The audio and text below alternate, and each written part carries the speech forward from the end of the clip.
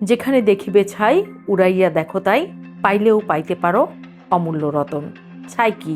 আফগানিস্তানের বাদাখশানে মানুষ যেন গোটা পাহাড়টাই খুঁড়ে ফেলছে। দিনরাত চলছে এক্সকেভেটরের গর্জন। হাজার হাজার শ্রমিক পাহাড় কেটে মাটি ধুয়ে খুঁজছেন সোনার কণা। বিনিময়ে কারো হাতে আসছে টাকা, কারো হাতে কাজ। আফগানিস্তানের উত্তর পূর্বাঞ্চলের প্রদেশ বাদাখশান। একসময় এই এলাকায় পাহাড় ও উপত্যকায় ছিল সবুজ ঘাস, নদীতে ছিল স্বচ্ছ পানি। স্থানীয় বাসিন্দাদের জীবন চলত কৃষি আর পশুপালন ঘিরেই। এখন সেই একই পাহাড়ে ডজনখানেক খনন যন্ত্র সকাল থেকে রাত পর্যন্ত পাথর আর মাটি সরিয়ে চলেছে। ফয়জাবাদ শহর থেকে 50 কিলোমিটার উত্তর পূর্বের শিওয়া এলাকায় কাজ করছেন কয়েক হাজার খনি শ্রমিক।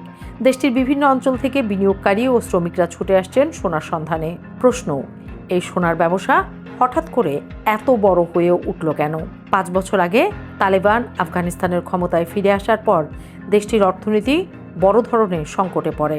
আন্তর্জাতিক নিষেধাজ্ঞা, সীমিত কর্মসংস্থান ও বৈদেশিক অর্থের সংকটের মধ্যে রাষ্ট্রীয় আয় বাড়াতে তালেবান সরকার নজর দেয় দেশের বিশাল খনিজ সম্পদের দিকে। বিশ্বব্যাংকের মে মাসের এক প্রতিবেদনে বলা হয়েছে 2021 সালের পর আফগানিস্তানের শত শত খনি সংক্রান্ত চুক্তি হয়েছে। খাতটির প্রকৃত প্রবৃদ্ধি বছরে গড়ে 25 থেকে 30%। অর্থাৎ সোনার পাশাপাশি আফগানিস্তানের খনিজ খাত এখন সরকারের জন্য বড় আয়ের উৎস হওয়ার পথে। তবে এর বিরূপ প্রতিক্রিয়া হিসেবে যোগ হয়েছে পরিবেশ বিপর্যয়, অন্যদিকে বেকারত্ব। তাই অনেক আফগান তরুণের কাছে খনি হয়ে উঠেছে বাধ্যতামূলক কর্মসংস্থান। সরকারও অবশ্য বলছে, আগের সরকারের সময়ে খনিজ সম্পদ অনেকটাই অনিয়মিতভাবে উত্তোলন করা হতো। এবার খাতটিকে নিয়ন্ত্রণে আনার চেষ্টা চলছে। খনি কোম্পানিগুলোর উপর প্রতি হেক্টর জমির জন্য প্রতি মাসে 20 গ্রাম সোনা অথবা সমপরিমাণ নগদ অর্থ কর নির্ধারণ করা হয়েছে। কোম্পানি লাভ করুক বা লোকসান, তাদের কর দিতেই হবে। তবে কতটা সোনা উঠছে? বাদাখশানের খনি বিভাগের হিসাবে গত বছর প্রদেশটি থেকে সরকার 112 কিলোগ্রাম সোনা সংগ্রহ করেছে। তবে একই সময় অধিকাংশ খনি নিবন্ধিত ছিল না, ফলে সেগুলো থেকে রাজস্ব আদায়ের কার্যকর ব্যবস্থাও ছিল না। এখন পরিবেশ ও অবকাঠামো ক্ষতির কারণে প্রায় 225টি খনি বন্ধের নির্দেশ দেওয়া হয়েছে। ক্ষতির চিত্র ভয়াবহ। শিওয়া এলাকায় এমন জায়গাও আছে যেখানে একসময় সেতু, দোকান, এমনকি স্কুল ছিল। এখন সেগুলো বন্যার পানি, কাদা ও ধ্বংসাবশেষের নিচে চাপা পড়ে আছে।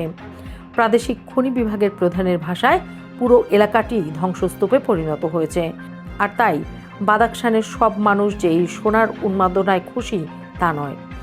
স্থানীয়রা আশঙ্কা করছেন সোনা হয়তো কয়েকজন ক্ষমতাবান মানুষের পকেট ভারী করবে, কিন্তু স্থানীয় মানুষের জীবন থেকে কেড়ে নেবে তাদের জমি, পানি আর জীবিকা।